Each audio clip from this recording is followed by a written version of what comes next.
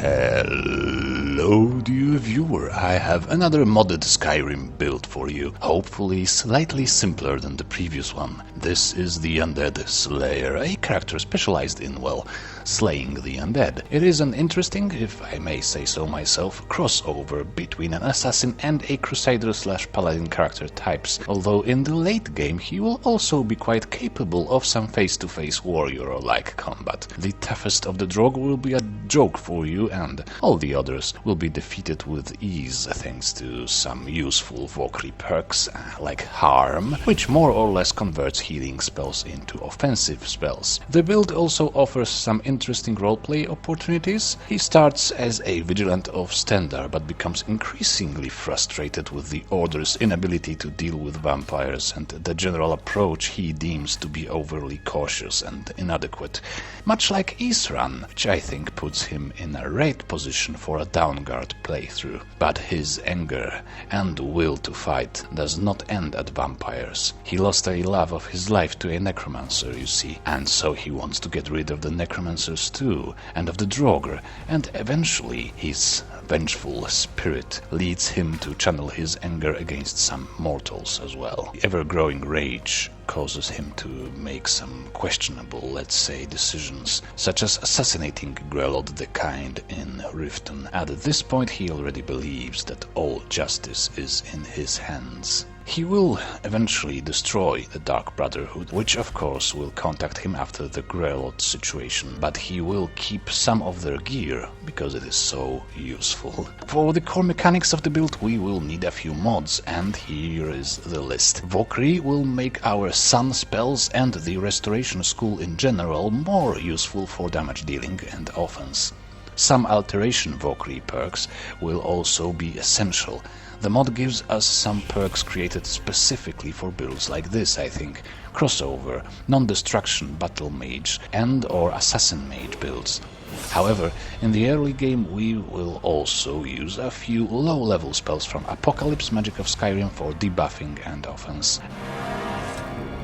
And Wintersun will maximize our effectiveness against the undead, eventually. Finally, Andromeda will be used for the assassin half of the build to increase both mobility in combat and sneak attack damage. For the aesthetic side of things, I used Immersive Armors for the Dunmer Ebony Mask and White Robes for Special Edition. Well, for the white robes, of course. The robe can be crafted at a forge or an anvil with no perks. Summermyst enchantments of Skyrim is optional this time. Most of the required enchantments are vanilla, and I only used Summermyst for Amplify Restoration, which you can forego if you like shorter load orders, as Wintersun will already buff your restoration spells against the undead significantly.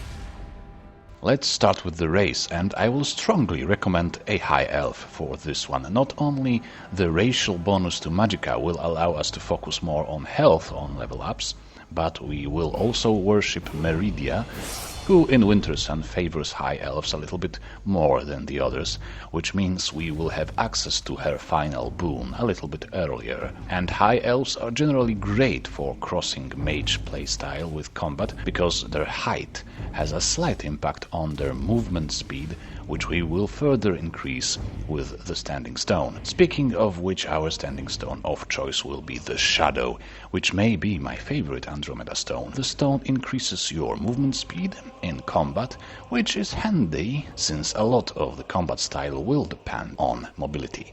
You will also get a buff to your sneak attack damage when near a wall or an obstacle, which is most of the time in dungeons.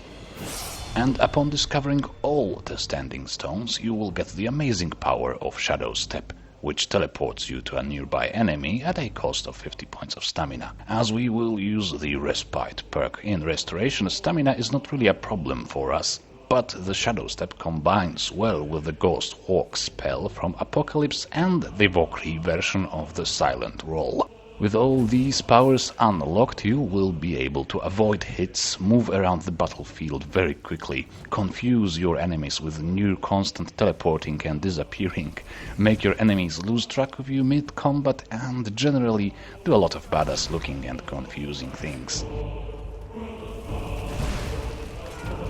The attribute spread is 1 point of health per 1 point of magicka. As mentioned, stamina may only be a problem before you get the respite perk, when some enchantments should be worn to offset the lack of it.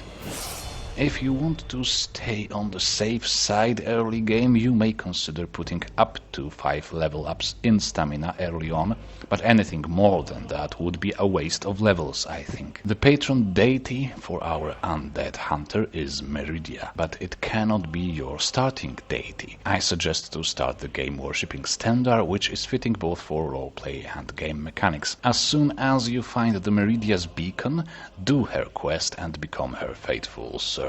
As mentioned, she likes the high elves. She also likes slaughtering the undead, which is also your favorite pastime. Meridia's blessing is useful by itself, as it makes your restoration spells 10% stronger, but as her follower you will also get a buff to your damage against the undead. This creates a loop: the more undead you kill, the more she likes you, and so you become even better against the undead. The bonus impacts weapon attacks, spells, scrolls, enchantments and shouts, so whatever you choose to use, it will work better. And the best comes when you get to or beyond 100% favor with Meridia. Now you can just activate any undead in combat to call forth a deadly pillar of light upon them. They will take a huge hit. In my case, at 200% favor, it was nearly 1,000 points of damage, and all the adjacent undead will take half of that. This will cost you some favor with Meridia, but with the rate you will be gaining it, you should be able to use this power fairly frequently.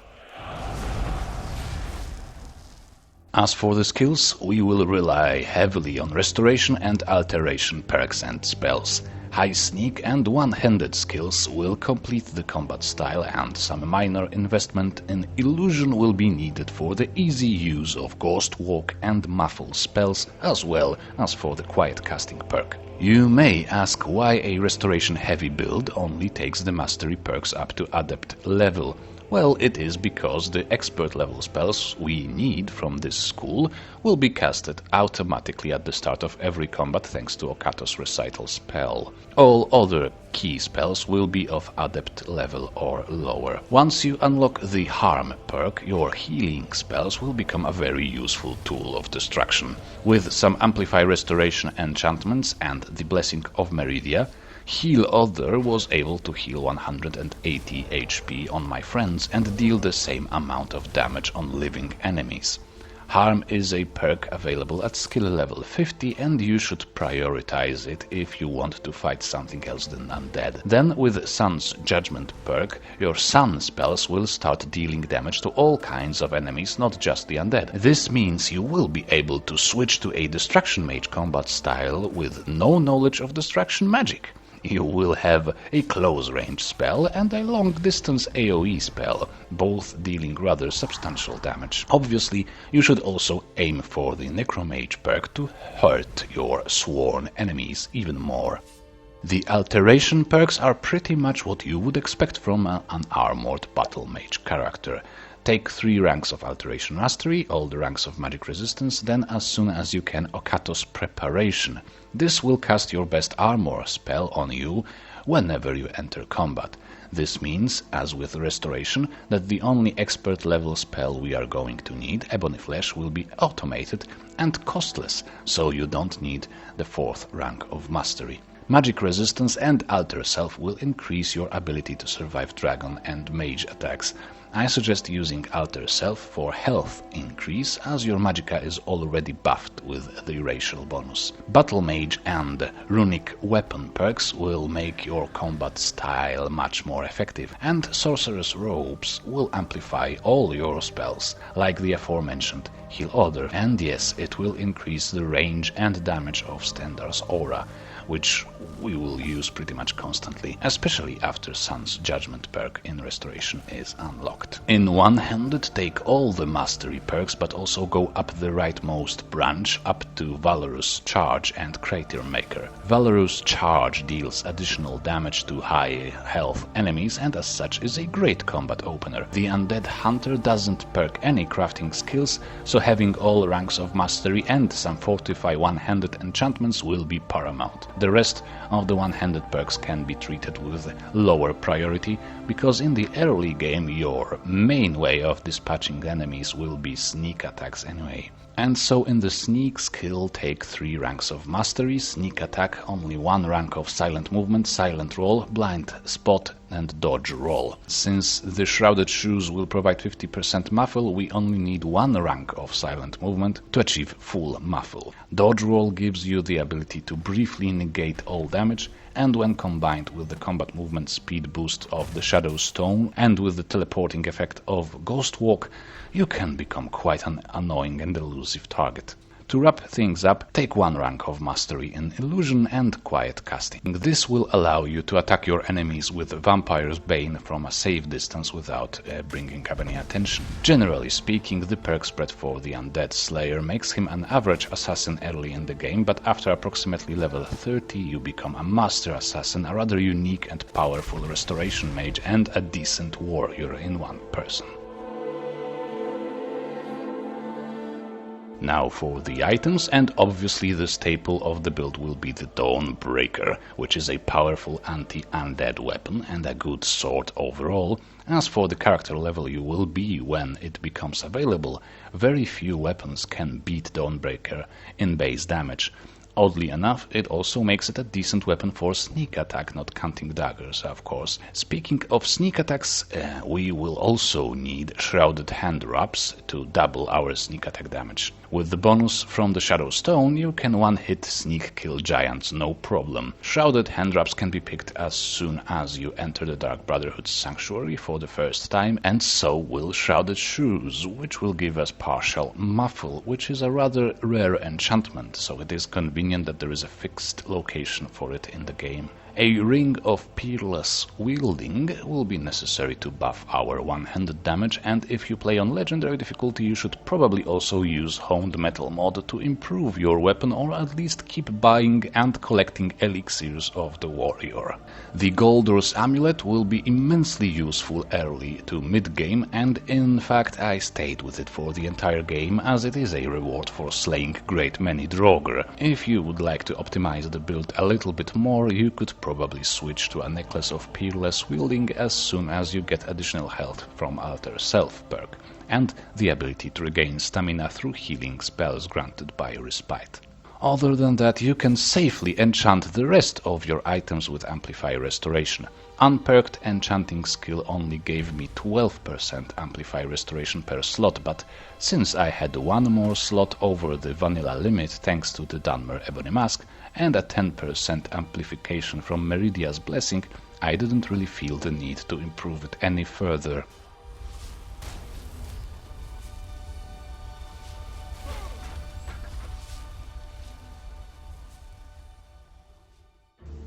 Our key spells are Ghost Walk, Heal Other, Close Wounds, Vampire's Bane, Stendar's Aura, Greater Ward, Ebony Flesh, Okato's Recital, Sealed Resolve, Resurgence, and Healing Blossom. The last 3 on the list should be stored in Okato's Recital. This will buff you significantly for the first seconds of combat. Sealed Resolved will cut the damage you take by half if you lose half of your health within the spell's duration. Resurgence will heal you whenever you lose half of your health within the spell's duration, and Healing Blossom will provide a timed healing casted on you automatically after a number of seconds dependent on your restoration skill. The duration of all 3 spells depends on your skill, and with my setup I achieved 14 seconds duration, which doesn't sound like much, but since we are a sneaky, blinking, nimble, elusive character, the effective immortality this combination provides is more than enough to turn the tide of more challenging fights, as it gives you the time to throw your best spells at the strongest enemies, or just hide with Ghost Walk and readjust your strategy. With Ebony Flesh, Greater Ward, and a few perks like Vigilant Ward, Ward Absorb, Mage Armor, Magic Resistance, and the Atronach you will not only get a very warrior-like armor rating, but also a decent protection against spells and dragon breath. It does mean that you will be dragon ready rather late in the game, but that's fine, I think. Most of your early game should focus on Downguard questline and slaughtering Draugr. You can add some finishing touches by obtaining Seeker of Sorcery Black Book power and Sailor's Repose ability, which improves your healing spells by 10%. The finished build offers a rather unique feel when, after a decent amount of sneaking and hiding, you slowly arrive at the point when your sworn enemies fall around you like wheat to the sight, and all kinds of enemies are unable to harm you as you can always disappear, heal, deal obscene amount of damage through Stendarr's aura and weaponize healing spells, and generally humiliate them in a variety of subtle and sometimes not so subtle ways. And that is it for this one. Thank you very, very much for watching, and we will see each other again. Bye bye.